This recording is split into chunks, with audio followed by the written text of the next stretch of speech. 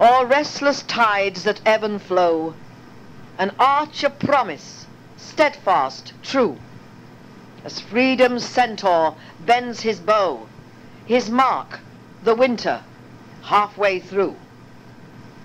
The battle rages day and night, yet Jupiter keeps a steady helm, and guides the gods of dark and light from winter's cold to warmer realm.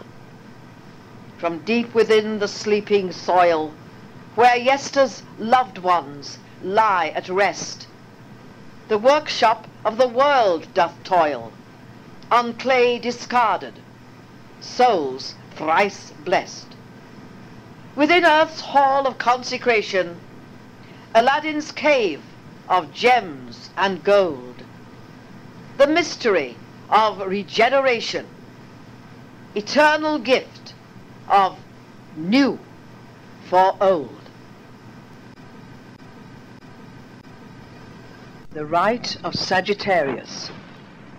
When the sun illuminates the sign of Sagittarius, prepare the altar and light a purple candle.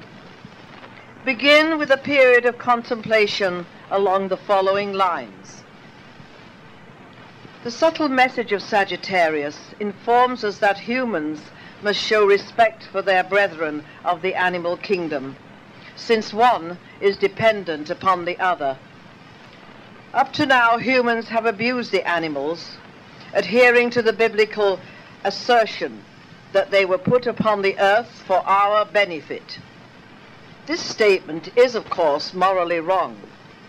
Homo sapiens may be a little higher on the tree of life, but the animals can still teach us much in the way of behavior patterns.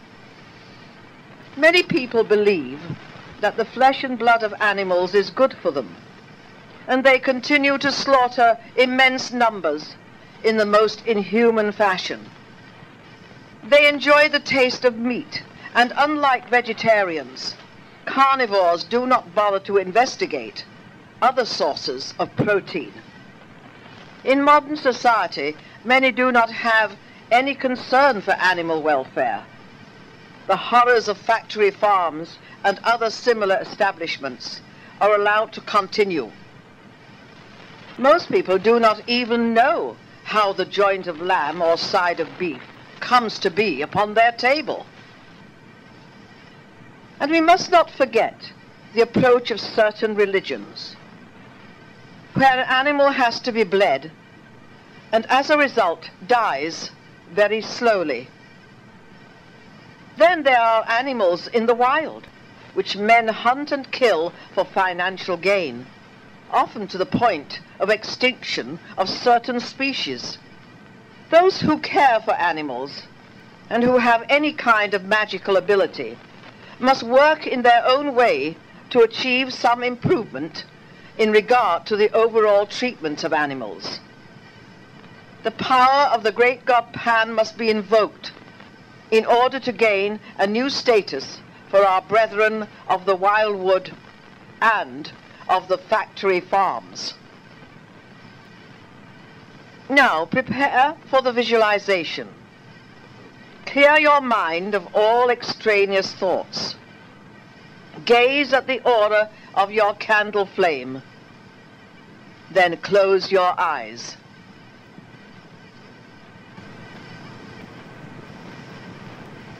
Your astral eyes open upon the steamy, lush vegetation of the jungle. The heavy, sweet perfume of strange flowers pervades the air, while their vivid colors relieve the green tones of growth. The tops of the trees are lit with light from a westering sun. The near horizontal rays penetrating the thick foliage in thin, laser-like streaks. For the moment, you are content to lie there, experiencing the wildness of the place, until a movement in the undergrowth catches your attention. The leaves part to reveal the face of a magnificent tiger. You merely watch with great interest as the beast emerges and sniffs the air in your direction. It yawns widely, displaying dagger-sharp teeth and a long pink tongue. Slowly it glides into the clearing to lie down a little way from your resting place, the exotic stripes gleaming in the last rays of the sun. The huge amber eyes look at you benignly, and suddenly you feel a longing to express your gladness and appreciation of all animals. It is said that long ago, when the world was young, there existed a time when it was possible to communicate with the animal kingdom. But the bond of trust was broken when we usurped the privilege and began killing wildlife. Your mind hovers over the tiger, and you attempt to transmit feelings of affection and understanding towards it. How many tears would it take to wash away all the crimes of humanity? How can one small individual communicate the sorrow felt for all the cruelty and bloodshed? You cover your face, unable to come to terms with the emotions welling up from within. This world is truly hell for many creatures.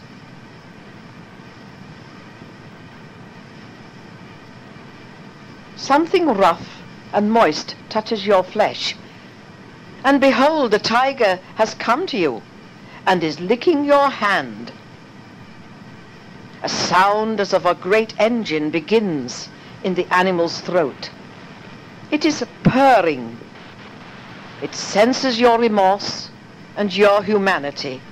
It pushes its head against your side, and you gently stroke the velvety coat.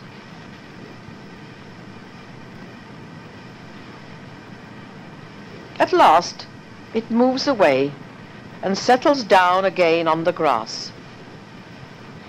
You look at one another in mutual understanding. Then the amber eyes seem to grow larger, and you feel that something unusual is about to occur. You're not sure what, but now you sense things from the animal's viewpoint. And everything is suddenly seen from a different perspective. It is as though you are actually seeing through the eyes of the tiger. The movement of leaves becomes sharper. Colors appear less bright. Things at a distance are seen more clearly than those close at hand. The sun sinks even lower, and the tiger stands up, stretches itself, and disappears into the jungle. And still you are looking through the enigmatic eyes. In this way, the life of the animal is open to you. Another experience. The scent of many things assails its nostrils, and it is aware of other unseen inhabitants of the jungle simply through its olfactory organ. Their spores are everywhere, crisscrossing over the ground. An antelope has recently passed this way. Panther is hidden in a tree above. And the familiar odor of the tiger's mate creates a bond, even at a distance where she guards her young. The tiger feels a sudden urge to return to her, but the gnawing pangs of hunger are stronger and must be satisfied. The animal moves rapidly, and soon the edge of the jungle is reached. The tiger pads along over an area of scrub strewn with boulders, and the smell of water begins. A few more strides, and the lake is in view. shining and clear and painted red by the sunset. The tiger crouches now, belly to the ground, surveying the scene and the various forms of wildlife taking an evening drink. A family of water buffalo snuffle their way along the bank, and hippos stand in the shallows looking like grey, oil-smooth boulders. All manner of bird life is here, floating or flying over the water. Herons stand, stiff-legged, skewering fish with lance-sharp bills. Flamingos, a pink and white carpet of colour, wade on scarlet legs or stand like sentinels, one leg hooked up under the snowy wings. The tiger watches and waits. A small group of ibex approach to slake their thirst. Restless and nervous, their heads dart up jerkily, nostrils quivering as they measure the wind. But the tiger knows he is downwind of them. One moves away from the rest, picking its way daintily among the rushes. The tiger flattens, ears back, perfectly concealed. He starts to inch forward, brushing the bleached tufts of coarse grass, and still the life around the lake is unaware of his presence. The last cover, a jagged rock, is reached. A short run from the quarry. Then, in an instant, the tiger leaps forward. Too late, the young ibex races for the shelter of the herd. With a bound, the tiger is upon it, the water scattering in 1,000 droplets around the pair. The kill is swift, as the great jaws meet in the soft neck, hot blood staining the surface of the lake. The carcass is dragged onto dry land, and the tiger appeases his hunger. All but the hippos have fled, the sound of the stampede receding into the silence. The startled cries of birds abate, and the lake settles into its usual tranquility. All this you have experienced from the tiger's viewpoint. Like many other species, the tiger kills in order to live. Like most humans, it is a carnivore. But that is where the similarity ends. Unlike human beings, the tiger does not expect another animal to do its killing for it. It has the courage to perform the act itself. Half the carcass is saved, and after a drink, the tiger carries it back to feed the rest of his family. As it gazes over the water, replete, your link with the animal dissolves, and you realize that you are in the middle of a jungle with night fast approaching. You stand up, stretching stiff limbs. Then, for want of a better direction, you head off along a somewhat indistinct track. The going is difficult, as the path all but disappears beneath a welter of trailing vegetation which catches at your feet as if trying to prevent your progress. The noises of the jungle at night begin. Weird cries and calls, which make the heart miss a beat, are all around.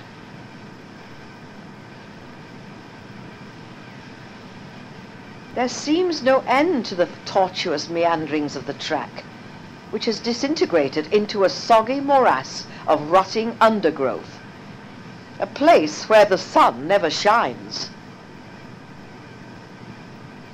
You take another weary step, and the ground vanishes. You plunge down into nothingness, Your scream of fright hits stone walls and multiplies alarmingly in your ears. The fall is broken by a large rope net hanging in the darkness. The breath is knocked out of you, and it is some time before you realize what has happened.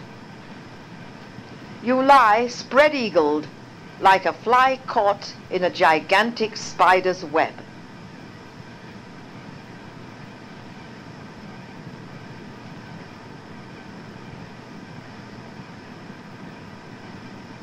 How to escape from the web of fate? That is the problem. The voice suddenly booms in the vacuum of the pit. Was it really a voice, or merely the imaginings of your distraught mind?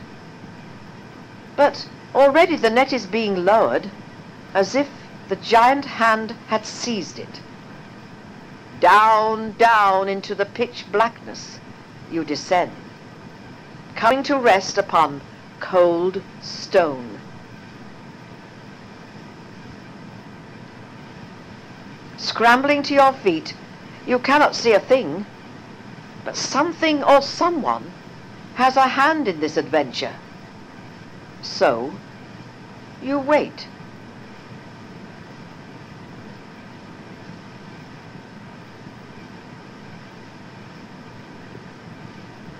A grating noise, as of a door opening, comes from the Stygian darkness.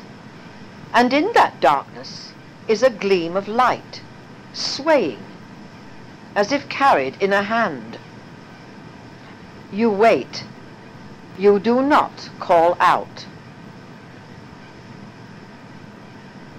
Now the clip-clopping of hooves attends the glow, and presently a figure, tall and bearded, appears beside the lantern he carries.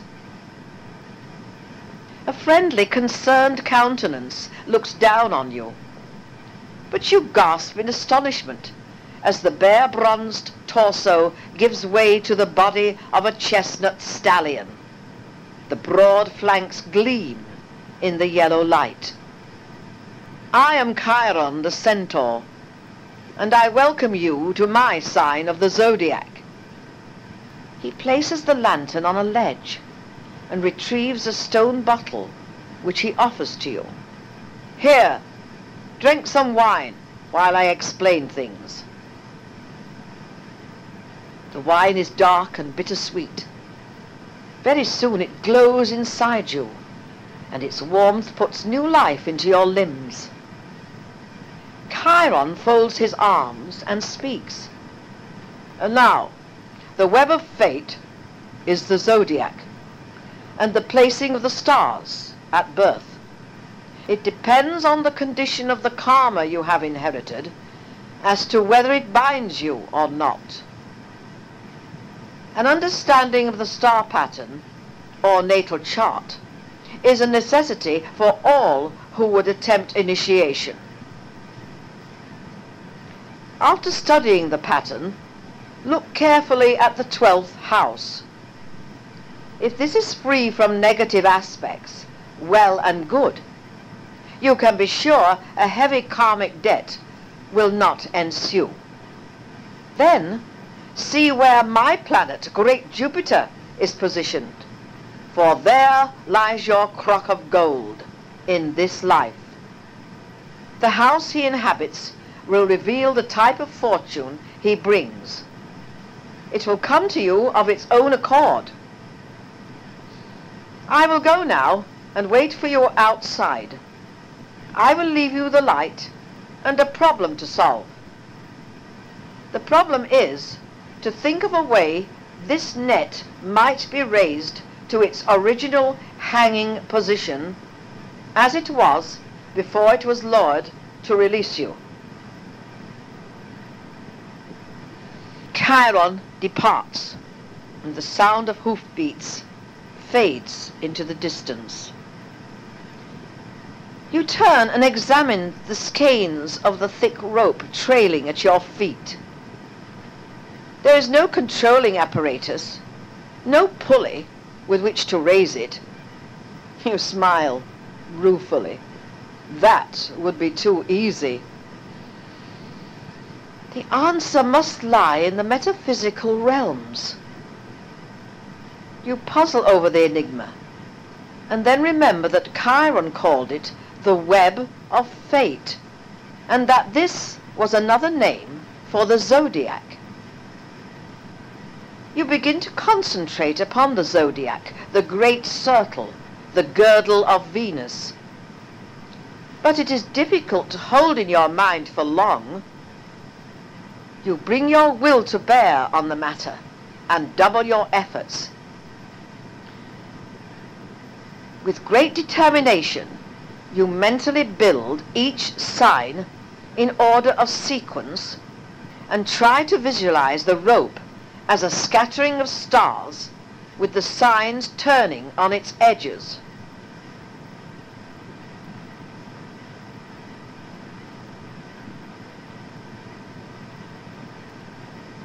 After holding this picture in your mind for some time, the rope, amazingly, gives a few half-hearted flaps, rises, then plummets once more to the ground. You try again.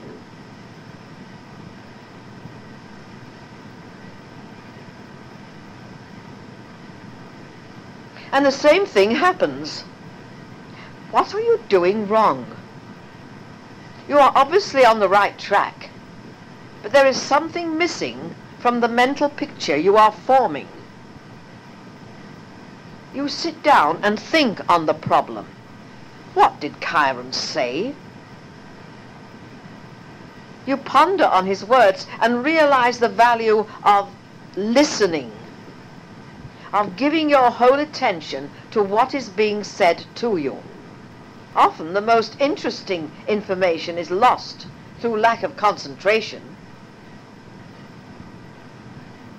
You recall that the centaur mentioned your natal chart. Is that the key? Slowly you attempt to build a mental image of the chart. This is more difficult because there is so much detail. It is almost impossible to hold the entire pattern in your mind. You bring your will to bear again and make another effort.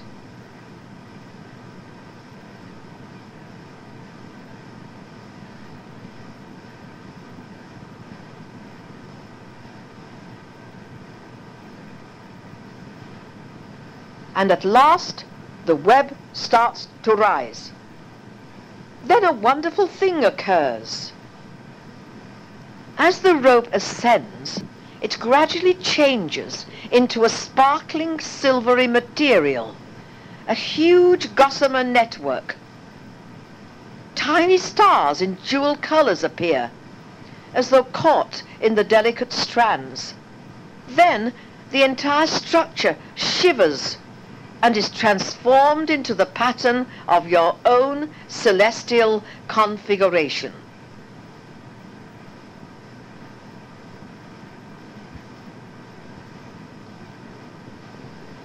The wonder of it holds you in thrall, and you begin to study it. Where your attention faltered, a sign or a planet pulsates intermittently. But still, on the whole, you are pleased with your efforts. As the stars hang above you, two things happen. Your neck begins to ache from its awkward angle, and the darkness of the pit lifts and is bathed in a soft, glowing light.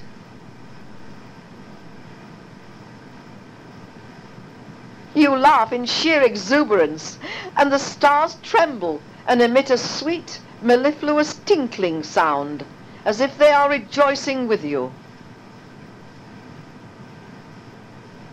The light grows stronger and becomes a shade of palest amethyst. The star pattern begins to dissolve. It is time to leave.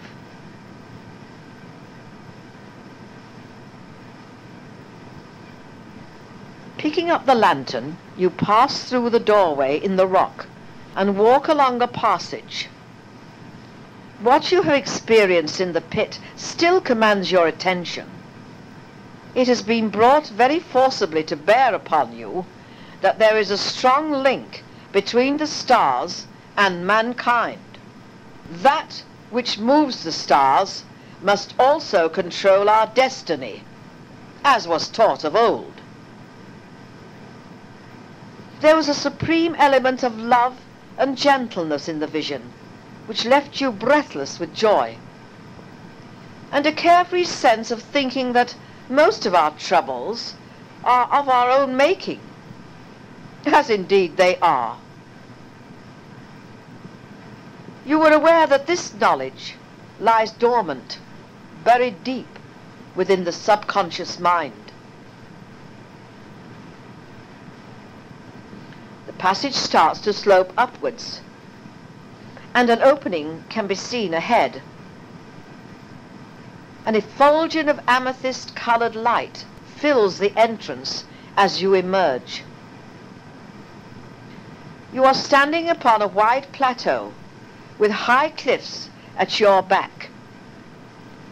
The air is clean and fresh, and you breathe it with relief. Mountain peaks are all around, but fade into insignificance as you stare in disbelief at the tallest of them.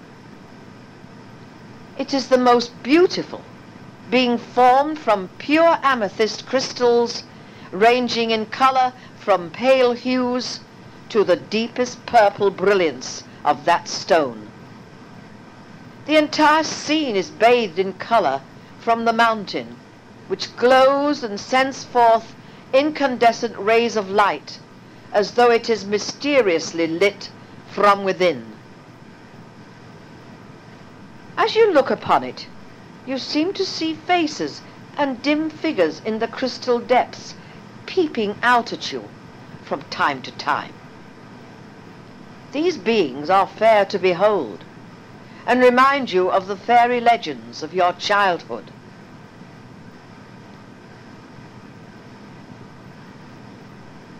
And now Chiron appears, stroking his great beard.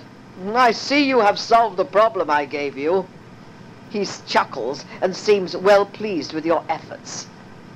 "Approach all future ones with the same clarity of vision, and you will not go far wrong.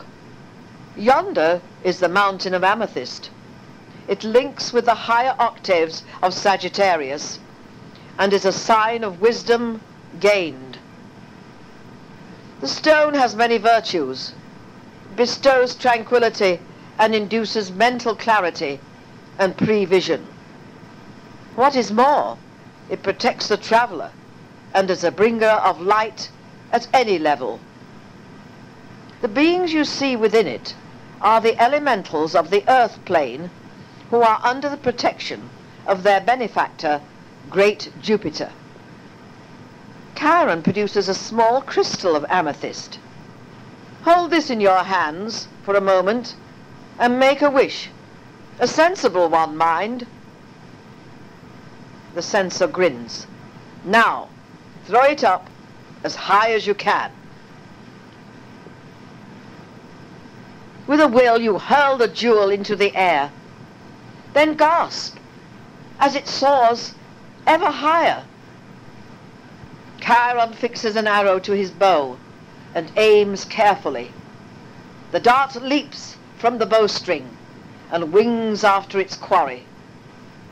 The impact occurs in a blaze of light, a meteor shower of shining stars which fall slowly into the valley far below.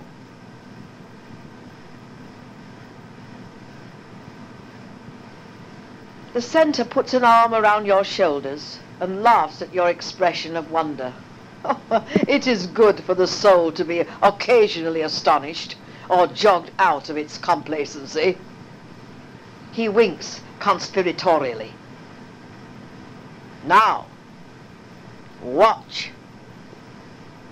The sound, as of a great waterfall, fills the air, and far off, Huge columns of froth and spume gush from a cleft in one of the mountain peaks.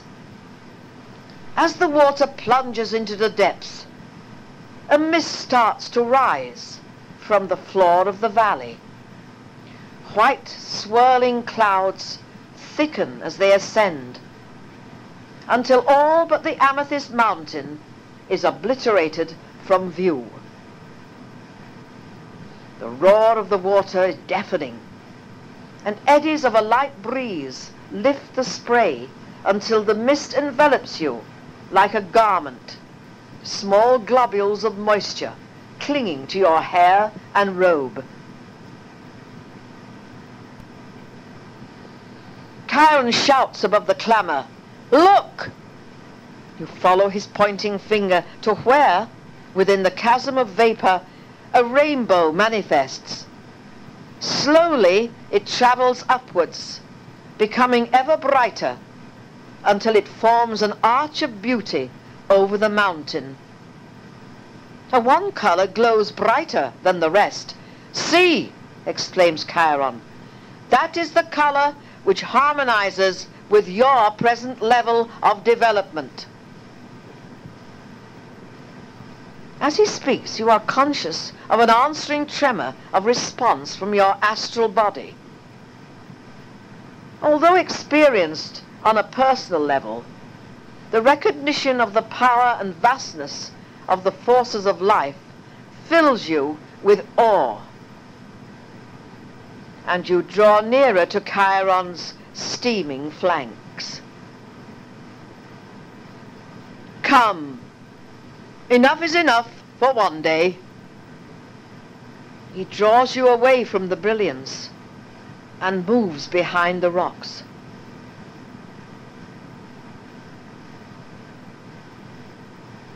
"Close your eyes, and I will take you back to the place where you began this journey." He lifts you up, and in no time at all, you are back in the jungle.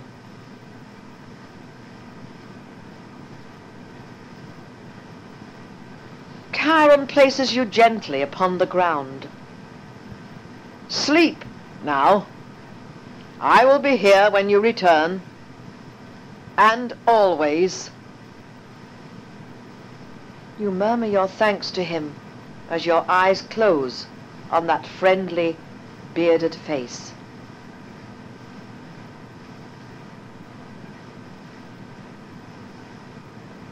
Take time to adjust to your normal surroundings. This visualization has been the longest so far, and may have tired you a little. So have something to eat and drink, and relax. Leave a candle burning upon the altar for your friends on the inner plane.